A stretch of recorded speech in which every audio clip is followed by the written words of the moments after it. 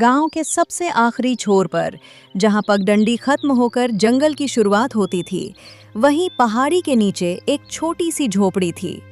पत्थरों, लकड़ियों और फूस से बनी वो झोपड़ी मोहन के लिए ही उसका महल थी। उसी झोपड़ी में मोहन अपनी पत्नी सावित्री और अपनी 9 साल की बेटी रानी के साथ रहता था। गरीबी बहुत थी, लेकिन मेहनत और ईमानदारी उससे भी बड़ी थी। मोहन के पास बस 2 छोटे खेत थे, वही उसकी दुनिया और वही उसकी उम्मीद थे। सावित्री, मैं खेत जा रहा हूँ। घास निकालना है क्योंकि फसल को कीड़े खाने लगते हैं। मैं जल्दी लौट आऊंगा। आप रोज यही कहते हैं कि आज थोड़ा जल्दी लौट आऊंगा, लेकिन शाम ढल जाती है, अंधेरा उतर आता है।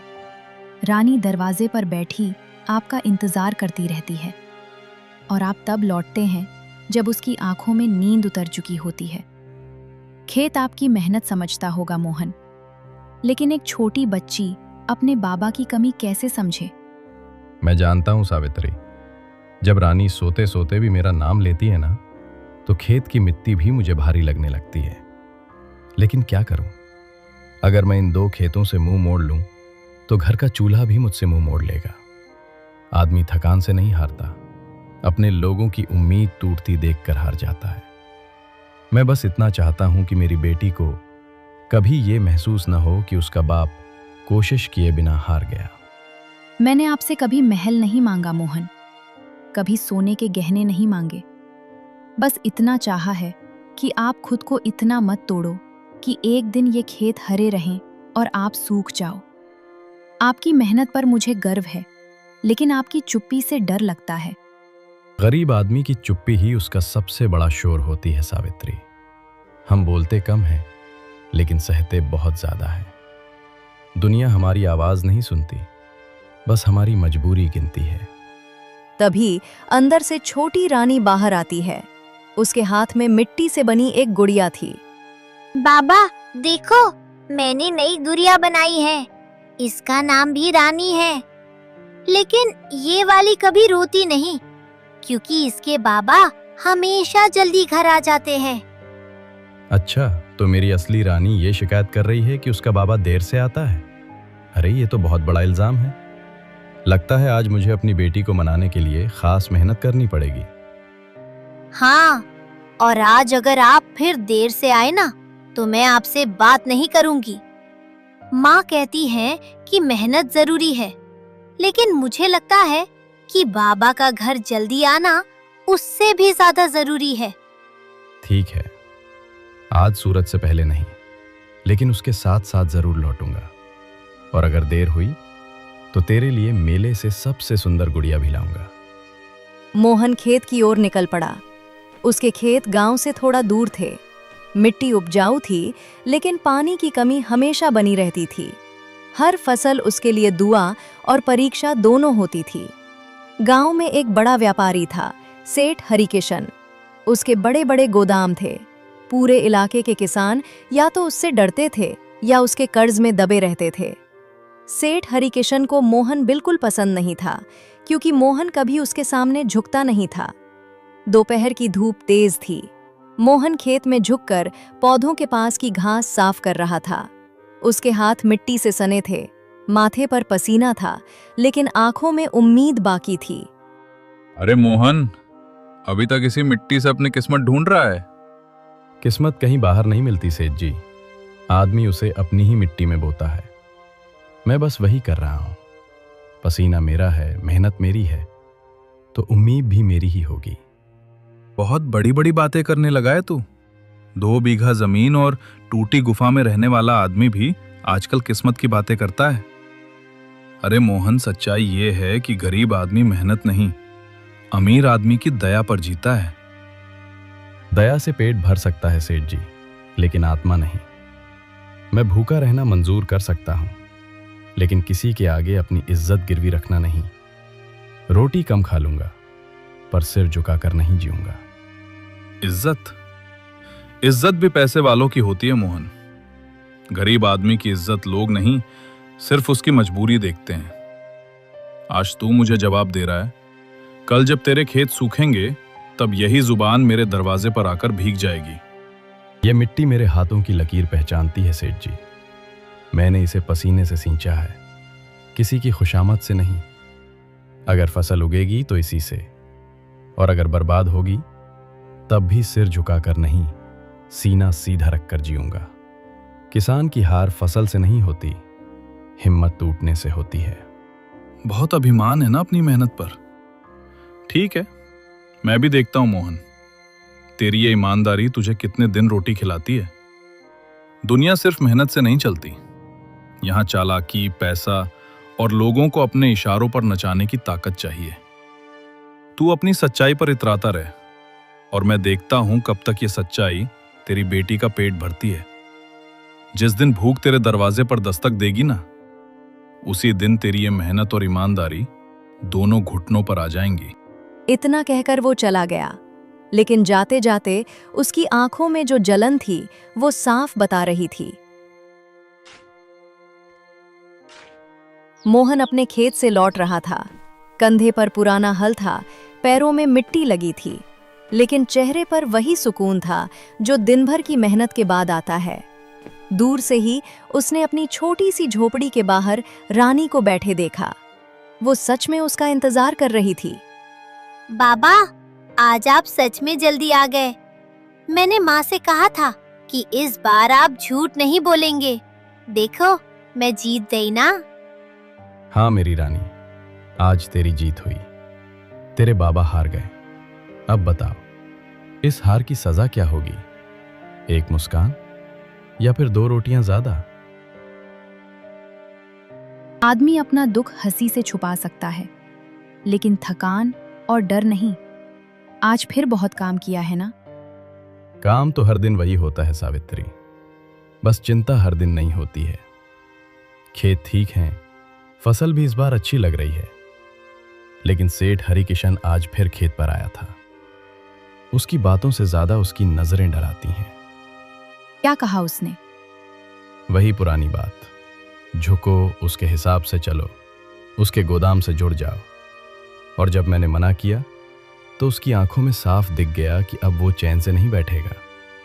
उसे ना सुनने की आदत नहीं है। मुझे उसी आदमी से डर लगता है मोहन। गरीब आदमी की दुश्मनी भी छोटी होती है, लेकिन अमीर आदमी की जलन पूरे घर को खा जाती है। वो सीधा वार नहीं करता, धीरे धीरे आदमी की सांसें कम करता है। डर मुझे भी लगता है। मैं पत्थर नहीं हूं सावित्री। मैं भी हर रात सोचता हूं कि अगर कल कुछ बुरा हुआ तो, लेकिन फिर रानी का चेहरा सामने आ जाता है। मैं चाहता हूं वो अपने बाबा को झुकते हुए नहीं, लड़ते हुए याद रखे। चाहे हार जाऊं, पर टूटू नहीं। माँ, हमारे पास बड़ा घर क्यों नहीं है? क्योंकि अभी भगवान हमें मजबूत बना रहे हैं बेटी। बड़े घर में रहने से पहले आदमी का दिल बड़ा होना चाहिए। तो फिर हम सबसे अमीर है ना? क्योंकि बाबा कहते हैं हमारा दिल बहुत बड़ा है। हाँ बेटी, हम गरीब जरूर हैं, लेकिन छोटे नहीं हैं। याद रखना, फटी हुई जेब आदमी को छोटा नहीं बनाती, झुकी हुई नीयत बनाती है। इंसान की असली दौलत उसका चरित्र होता है, और वो किसी बाजार में नहीं बिकता। तीनों ने साथ बैठकर साधारण खाना खाया। दाल पतली थी, रोटी कम थी, लेकिन उस घर में शिकायत कम और भरोसा ज्यादा था।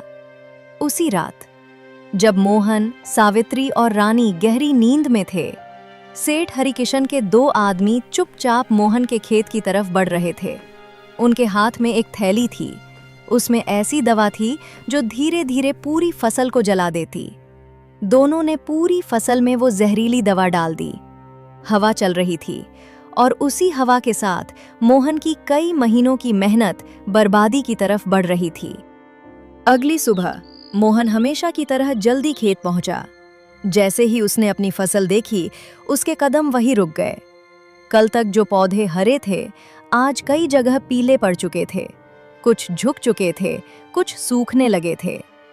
नहीं, ये कैसे हो गया? कल तक तो सब ठीक था। मैंने खुद देखा था, हर पौधा हरा भरा था। एक ही रात में सब ऐसा कैसे सूखने लगा? कितनी मेहनत से ये फसल खड़ी की थी, कितनी उम्मीदें जुड़ी थीं इससे। भगवान, आखिर मेरी ही परीक्षा क्यों लेते हो? अरे मोहन, ये क्या हो गया? कल तो तेरी फसल पूरे गांव में सबसे अच्छी लग रही थी। नहीं, ये सिर्फ मौसम की मार नहीं लगती। किसी ने जानबूझकर कुछ किया है और मन बार बार उसी तरफ जा रहा है। मोहन, हम सब समझ रहे हैं कि ये अपने आप में ही हुआ, लेकिन समझना और साबित करना दोनों अलग बातें हैं। सेठ से बैर लेना आसान नहीं है। जिसके पास पैसा होता है उसके पास गवाही भी पहुंच जाती है, और सच रास्ते में ही कहीं दम तोड़ देता है।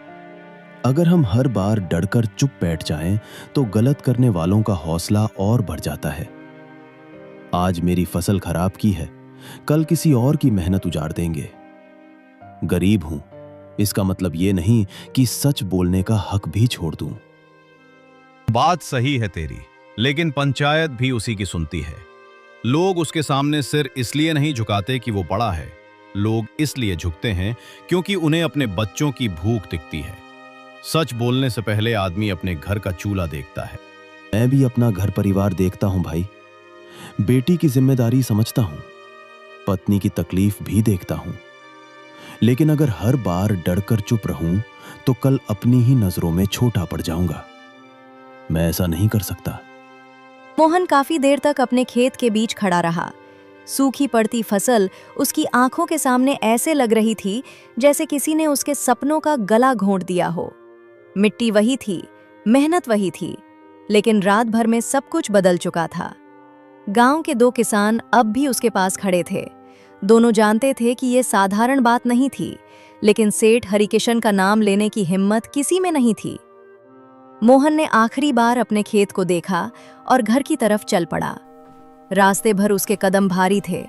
हर कदम पर उसे वही सवाल काट रहा था, अब घर जाकर क्या कहेगा? झोपड़ी के बाहर सावित्री लकड़ियां जमा कर रही थी। तभी उसकी नजर दूर से आते मोहन पर पड़ी। मोहन को इस तरह खड़ा देखकर वो तुरंत परेशान हो गई। क्या हुआ? आप इतने परेशान क्यों लग रहे हैं? खेत में कुछ गड़बड़ हुई है क्या? सुबह से आपका चेहरा उतरा हुआ है। साफ साफ बताइए मोहन, यूं चुप रहकर मेरी चिंता मत बढ़ाइए। हमारी फसल खराब हो रही है। रात भर में जैसे सब बदल गया। पौधे पीले पड़ गए हैं, कई तो बिल्कुल सूख गए। जितनी उम्मीद थी सब हाथ से निकलती लग रही है। नहीं, ऐसा मत कहिए। इस बार की फसल पर ही तो हमारा सब कुछ टिका था। बीज भी उधार लिया था, मेहनत भी पहले से ज्यादा की, दिन रात एक कर दिए थे हमने। अगर ये फसल खराब हो गई तो घर कैसे चलेगा? हम कैसे संभलेंगे? मुझे तो लगता है ये उस सेठ हरिकिशन का ही किया धरा है, क्योंकि ना तो कोई तेज बारिश हुई, ना ही मौसम की ऐसी मार पड़ी। फिर हमारी ही फसल आखिर सिर्फ क्यों बर्बाद हुई? तुम्हें भी ऐसा ही लगता है? मुझे सिर्फ शक नहीं है, पूरा यकीन है। जिस दिन वो खेत देखकर गया था, उसी दिन मन घबरा गया था। उसकी बातों में ही कुछ ऐसा था। वो सामने से कभी कुछ नहीं करता, लेकिन चुपचाप ऐसा वार करता है कि आदमी संभल भी नहीं पाता। मुझे पहले से डर था। हाँ, और अगर सच में वही है तो इस बार मैं चुप नहीं बैठूंगा। मेरी मेहनत को यूं बर्बाद करके कोई आराम से नहीं रह सकता। कोई भी कदम सोच समझ कर उठाइए, सिर्फ गुस्से में फैसला मत लीजिए। जिसके पास ताकत और पैसा हो, उसके खिलाफ खड़ा होना आसान नहीं होता। मैं आपको रोकना नहीं चाहती, बस इतना चाहती हूं कि आप किसी मुसीबत में ना पड़ें। मेरे लिए सबसे जरूरी आप हैं, बाकी सब फिर से कमाया जा सकता है। और मैं ऐसे डर कर नहीं रह सकता सावित्री। गरीब होने का मतलब ये नहीं होता कि हम अमीर लोगों की गुलामी करें। मैं मेहनत करता हूं, उसी से अपने घर का पेट पालता हूं। अगर आज ये सब चुपचाप सह लिया तो हर बार दबना पड़ेगा। सेठ हरिकिशन जैसे लोगों की आदत होती है गरीबों की मजबूरी का फायदा उठाना, लेकिन मुझे ये मंजूर नहीं है सावित्री। तभी वहां गांव का एक आदमी आया। मोहन, पंचायत में बुलावा आया है। सेठ हरिकिशन ने पंचायत बुलाई है। कह रहा है कोई बड़ा मामला है और तुम्हारा नाम भी लिया है। मोहन, ये कौन सी नई चाल है? उस हरिकिशन की पंचायत में हमें जाना था। खेत हमारा बर्बाद किया गया है, लेकिन इस हरिकिशन ने पंचायत बुला ली। ये जरूर उसकी नई चाल है। चलो सावित्री, रानी को यहीं छोड़ दो। मैं अपनी बच्ची को ये सब सुनने देना नहीं चाहता। चलो, हम तुम चलते हैं। डरना मत, मैं संभाल लूंगा। दोपहर का समय था। गांव की चौपाल पर असामान्य भीड़ लगी हुई थी। सरपंच और कुछ किसान वहां खड़े थे। माहौल भारी था। बीच में सेठ हरिकिशन अपनी नकली गंभीरता के साथ खड़ा था। मोहन और सावित्री जल्दी जल्दी वहां पहुंचे। मोहन के चेहरे पर चिंता थी, क्योंकि वो खुद अपनी बर्बाद फसल की शिकायत लेकर आने वाला था। लेकिन यहां माहौल कुछ और ही था। सरपंच जी, आपने मुझे पंचायत में बुलाया। बात क्या है? मैंने तो अभी तक किसी से कुछ कहा भी नहीं। मैं तो खुद आपके पास आने वाला था। मेरे खेत में किसी ने जहरीली दवा डाल दी है। पूरी फसल पीली पड़ गई है। मैं उसी की शिकायत लेकर आने वाला था, लेकिन यहां तो कुछ और ही मामला लग रहा है। मोहन, मामला बहुत गंभीर है। सेठ हरिकिशन ने तुम पर चोरी का इल्जाम लगाया है। उनका कहना है कि तुमने उनकी पत्नी के सोने के गहनों की पोटली चुराई है। सिर्फ इतना ही नहीं, उनके नौकर का भी कहना है कि उसने तुम्हें कल रात उनके घर के पास से जल्दी जल्दी निकलते हुए देखा था। अब पंचायत के सामने सच बोलो। अगर तुम निर्दोष हो तो अभी बताओ। सरपंच जी, ये आप कैसी बात कर रहे हैं? मैंने कोई चोरी नहीं की। मैं गरीब जरूर हूं, लेकिन चोर नहीं हूं। कल रात मैं अपने परिवार के साथ घर पर था। मैं किसी के घर के पास गया ही नहीं। मैं तो अपनी फसल की चिंता में था। देखा सरपंच जी, मैंने पहले ही कहा था ना, ये कोई नया बहाना बनाएगा। पहले फसल की बात करेगा, फिर खुद को बेचारा साबित करेगा। लेकिन आप इसकी बातों में मत आइए। मेरी पत्नी के गहने सच में गायब हुए हैं। अगर अभी सख्ती नहीं हुई तो कल ये किसी और के घर हाथ साफ करेगा। मैं साफ कहता हूं, इसके घर की तलाशी करवाई जाए। अगर ये निर्दोष है तो खुद ही सच सामने आ जाएगा, नहीं तो मुझे मजबूर होकर पुलिस तक जाना पड़ेगा। सरपंच जी, ये सरासर झूठा इल्जाम है। मेरा पति दिन रात खेत में मेहनत करता है। उसने कभी किसी का 1 रुपया तक बिना हक के नहीं छुआ। गहने चोरी करना तो बहुत दूर की बात है। कल रात ये जल्दी घर आ गए थे। हमारी बेटी के साथ बैठे थे। ये सब झूठ है और मुझे साफ दिख रहा है कि ये सेठ हरिकिशन की नई चाल है। पहले खेत बर्बाद करवाए, अब इज्जत परवार कर रहे हैं। जुबान संभाल कर बात कर सावित्री। बिना सबूत के मुझ पर इल्जाम लगा रही हो। गरीब होने का मतलब ये नहीं कि हर बार सहानुभूति मिल जाएगी। और अमीर होने का मतलब ये नहीं कि हर झूठ सच बन जाएगा सेठ जी। बस, पंचायत में ऊंची आवाज नहीं, सच की आवाज चलेगी। सावित्री, मैं तुम्हारा दर्द समझता हूं, लेकिन मैं इस गांव का मुखिया हूं। बिना सबूत के कोई फैसला नहीं दूंगा। अगर इल्जाम लगा है तो उसकी तह तक जाना मेरा फर्ज है। मैंने गांव के 2 भरोसेमंद आदमियों को तुम्हारे घर भेज दिया है। वे अंदर बाहर हर जगह ध्यान से देखेंगे। जो सच होगा वही पंचायत के सामने आएगा। थोड़ी देर बाद सरपंच के भेजे हुए दोनों आदमी तलाशी लेकर वापस सरपंच जी के पास आ गए। सरपंच जी, ये पोटली मोहन की झोपड़ी के बाहर लकड़ियों के नीचे इस तरह दबी हुई मिली है, जैसे किसी ने जल्दबाजी में छुपाई हो। ऊपर से इसे एक कपड़े से ढका गया था और वो कपड़ा मोहन का ही निकला। ये सुनते ही मोहन जैसे पत्थर का हो गया। सावित्री भी एक पल के लिए सन्न रह गईं। नहीं, ये नहीं हो सकता। मैंने चोरी की ही नहीं तो ये गहने मेरे घर के बाहर कैसे मिले? मैं कसम खाकर कहता हूं, मैंने इन्हें कभी नहीं देखा। किसी ने मुझे फंसाने के लिए ये सब किया है। देखा सरपंच जी, मैंने कहा था ना, ये मोहन ऊपर से सीधा साधा बनता है लेकिन असल में बहुत बड़ा चोर है। अब तो सबूत भी सामने है। ऐसे आदमी को अगर आज सजा नहीं मिली तो कल पूरा गांव असुरक्षित हो जाएगा। आज मेरे घर में चोरी हुई है, कल किसी और के घर होगी। ये झूठ है। किसी ने जानबूझकर हमारे घर के बाहर ये पोटली रखी है। मेरा पति ऐसा नहीं कर सकता। आप लोग इतने सालों से इसे जानते हैं। क्या एक पोटली देखकर उसका पूरा चरित्र बदल जाएगा? मोहन, पंचायत के सामने गहने तुम्हारे घर के बाहर मिले हैं। अभी जो सबसे बड़ा सच दिख रहा है वही मानना पड़ेगा। गांव की शांति और लोगों के भरोसे को देखते हुए तुम्हें इस गांव से निष्कासित किया जाता है। आज से तुम और तुम्हारा परिवार गांव छोड़ दोगे।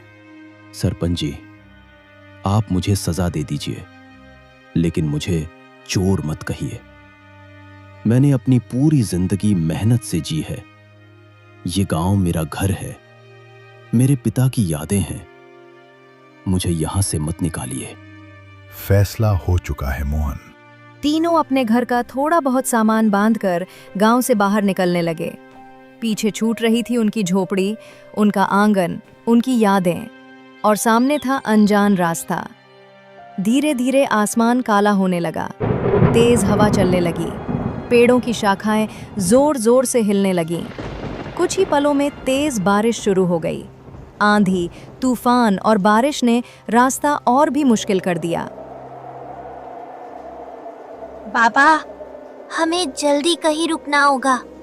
ये आंधी, ये तूफान और ये तेज बारिश, मुझे बहुत डर लग रहा है। चलिए ना, किसी पेड़ के नीचे बैठ जाते हैं। मुझे अच्छा नहीं लग रहा। डर मत बेटी, मैं हूं ना। जब तक मैं तुम्हारे साथ हूं तुम्हें कुछ नहीं होगा। बस थोड़ा और आगे चलते हैं, कोई सुरक्षित जगह मिल जाएगी। हिम्मत मत हारो, सब ठीक होगा। थोड़ी दूर चलने के बाद उन्हें एक बहुत बड़ा पुराना पेड़ दिखाई दिया। तीनों उसी पेड़ के नीचे बैठ गए, लेकिन बारिश इतनी तेज थी कि पेड़ भी ज्यादा देर तक उन्हें बचा नहीं पा रहा था। बारिश बहुत तेज हो रही है मोहन, हम यहाँ ज्यादा देर नहीं रुक पाएंगे। ये पेड़ भी कब तक हमें बचाएगा पता नहीं। हवा भी बहुत तेज है। हमें सिर छुपाने के लिए कोई सुरक्षित जगह ढूंढनी पड़ेगी। हाँ सावित्री, तुम ठीक कह रही हो। अगर हम ऐसे ही भीगते रहें तो रानी की तबीयत और खराब हो जाएगी। उसे तेज बुखार भी आ सकता है।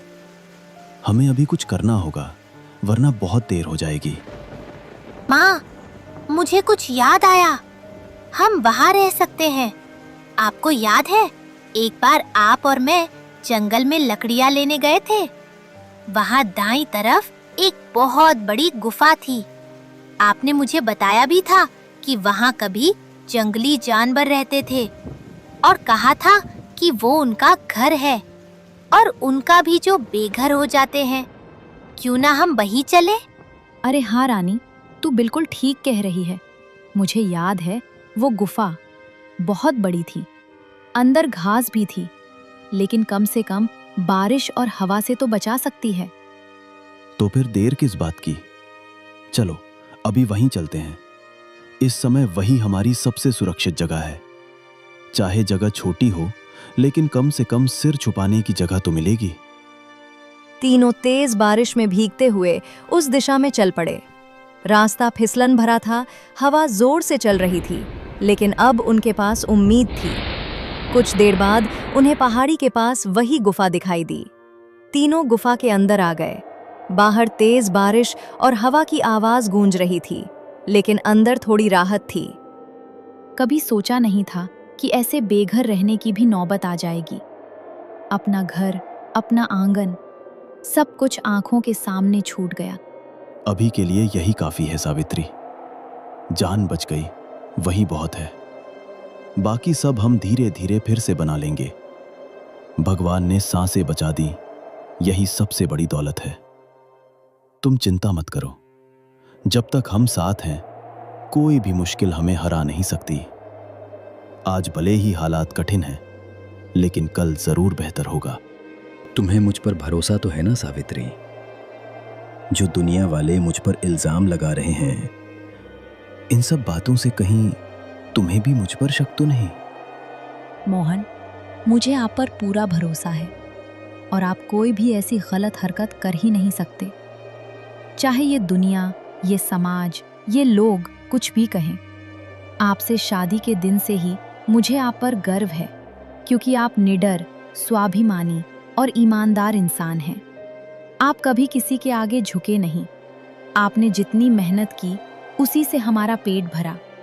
आप चाहते तो सेठ हरिकिशन के साथ मिलकर घोटाला कर सकते थे, उसके चोरों वाले धंधे और घपले में साथ दे सकते थे, लेकिन आपने सच का रास्ता चुना और इसी वजह से मैं आपके साथ हूं और हमेशा रहूंगी। सच जरूर सामने आएगा मोहन, और दुनिया को पता चलेगा कि आप चोर नहीं हैं। गांव में सेठ हरिकिशन अपने घर में बैठा मुस्कुरा रहा था। वाह, मोहन को गांव से निकलवा दिया। अब कोई भी मेरे खिलाफ आवाज नहीं उठाएगा। मैंने नकली गहने उसके घर के पास रखवा दिए और पूरा गांव उसे चोर मान बैठा। किसी ने एक बार भी सच जानने की कोशिश नहीं की। अब इस गांव में मेरी ही चलती है। किसान मुझसे डरेंगे, मेरे सामने सिर झुकाएंगे। जो भी मेरे रास्ते में आएगा उसका यही हाल होगा। रात को रानी और सावित्री तो थकान से गहरी नींद में सो गईं, लेकिन मोहन की आंखों से नींद कोसों दूर थी। उसकी पलकों पर सिर्फ चोरी का झूठा इल्जाम, सरपंच की कठोर बातें और अपनी ही बेटी को बेघर कर देने का दर्द तैर रहा था। वो अंधेरे में चुपचाप बैठा यही सोचता रहा, क्या सच में उसकी मेहनत और ईमानदारी की यही सजा थी? सुबह हो चुकी थी। बारिश अब रुक गई थी। गुफा के बाहर हल्की ठंडक और गीली मिट्टी की खुशबू फैली हुई थी। मैं जंगल जा रहा हूं सावित्री। कल जैसे तैसे रात तो निकल गई, लेकिन अब रोज का इंतजाम करना पड़ेगा। तुम लोग यही रहना, मैं कुछ खाने का जुगाड़ करके लाता हूं। जब तक हाथ पैर चल रहे हैं, मैं तुम्हें भूखा नहीं रहने दूंगा। ठीक है मोहन, मैं तब तक बगल से मिट्टी ले आती हूँ और चूल्हा बना लूंगी और पत्थरों से आग जलाने की कोशिश करूंगी। आप जल्दी आ जाइएगा, जंगल में जानवरों का भी डर रहता है। मोहन सुबह सुबह ही जंगल के अंदर चला गया। वो अंदर तो काफी दूर तक पहुंच गया, लेकिन उसे कहीं भी सब्जियां दिखाई नहीं दे रही थीं। फिर भी वो हिम्मत नहीं हारा और लगातार आगे बढ़ता ही जा रहा था। इधर गुफा के अंदर सावित्री ने मिट्टी से एक छोटा सा चूल्हा बना लिया था। थोड़ा सा चावल दाल बचा है, बस इसी से आज का गुजारा करना होगा। पता नहीं कब तक ऐसे चलेगा, लेकिन जब तक परिवार साथ है, हर मुश्किल आसान है। उसने चूल्हे पर खिचड़ी चढ़ा दी। धीरे धीरे गुफा में खाने की खुशबू फैलने लगी। शाम हो गई। मोहन को एक जगह जंगल में जंगली सब्जियां दिखाई दीं। वो उन्हें झुककर तोड़ने लगा। किस्मत भी क्या खेल खेलती है। कल तक अपने खेत की फसल पर भरोसा था और आज जंगल की जंगली सब्जियों पर। लेकिन कोई बात नहीं, जब तक हिम्मत है हार नहीं मानूंगा। कुछ देर बाद मोहन भी सब्जियां लेकर वापस आया। सावित्री, ज्यादा तो नहीं मिला, लेकिन जितना भी लाया हूं उससे हम सबका पेट भर जाएगा। कल हमारी बच्ची को भूखा नहीं सोना पड़ेगा। कम से कम कल रात तो उसे चैन की नींद आएगी। और सुनो, मैं कल फिर निकलूंगा। कुछ न कुछ जुगाड़ जरूर करूंगा। ये बारिश और तूफान कभी भी आ सकते हैं, इसलिए हमें पहले से खाने का इंतजाम करके रखना होगा, ताकि किसी भी हाल में हमारे घर का चूल्हा ठंडा ना पड़े। कोई बात नहीं मोहन, इतना ही काफी है। जब तक खुद पर विश्वास है ना, रास्ता अपने आप मिल जाता है। हम लोग समय के साथ सब ठीक कर लेंगे। अभी हालात मुश्किल हैं, लेकिन ये बुरा वक्त भी गुजर जाएगा और फिर सब कुछ ठीक हो जाएगा। गुफा को ही अब उन्होंने अपना छोटा सा आशियाना बना लिया था। सबने मिलकर खाना खाया। रात हुई। फिर से तेज बारिश और आंधी तूफान शुरू हो गया। लेकिन पूरा परिवार गुफा के अंदर सुरक्षित था और लंबे समय बाद सबने चैन की नींद ली। मैं फिर से जंगल जा रहा हूं। शायद आज कुछ और अच्छा मिल जाए। तुम गुफा साफ कर लेना और ध्यान रखना। इधर सावित्री गुफा साफ कर रही थी। तभी उसकी नजर एक कपड़े की पोटली पर पड़ी जो पत्थर के नीचे दबाई हुई थी, जैसे किसी ने बहुत सोच समझकर उसे छुपाया हो। यहाँ तो कल कुछ नहीं था, ये पोटली यहाँ कैसे आई? जैसे ही उसने पोटली खोली, अंदर सोने के गहने चमक उठे। हे भगवान, ये गहने, ये तो सोने के हैं और एकदम असली। और ये पोटली, ये तो वही है, वही पोटली जो हमारे घर के बाहर मिली थी, जिसकी वजह से पूरे गांव ने मोहन को चोर समझ लिया। लेकिन अगर वो गहने हमारे घर पर मिले थे तो ये यहाँ कैसे? अब मुझे सारी चाल समझ आ चुकी है। अब मुझे ईंट का जवाब पत्थर से देना होगा। अब मेरी अगली चाल वो हरिकिशन समझ नहीं पाएगा और मैं उसे ऐसा सबक सिखाऊंगी कि वो जिंदगी भर याद रखेगा।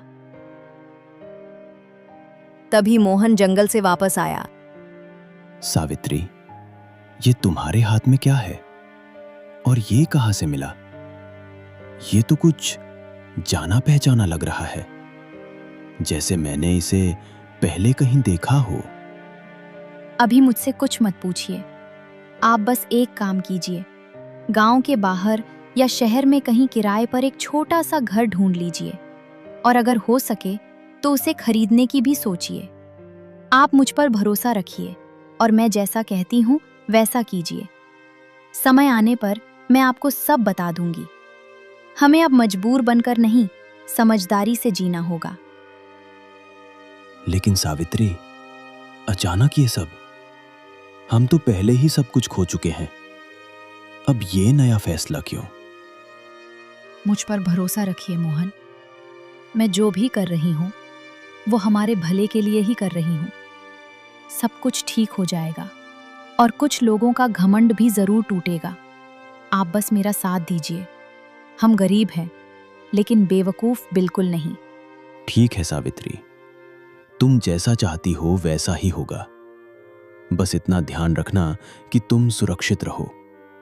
मुझ पर पहले ही इल्जाम लग चुका है। मैं नहीं चाहता कि तुम पर कोई आंच आए, लेकिन मुझे तुम पर पूरा विश्वास है। तुमने जरूर कुछ बहुत अच्छा सोचा होगा। मैं हमेशा तुम्हारे साथ हूं। भाग 2 में मजेदार धमाका होने वाला है। क्या आप सब तैयार हैं भाग 2 के लिए? कमेंट जरूर करें। नमस्ते दोस्तों, मैं हूँ निधि। अगर कहानी पसंद आए तो लाइक जरूर करें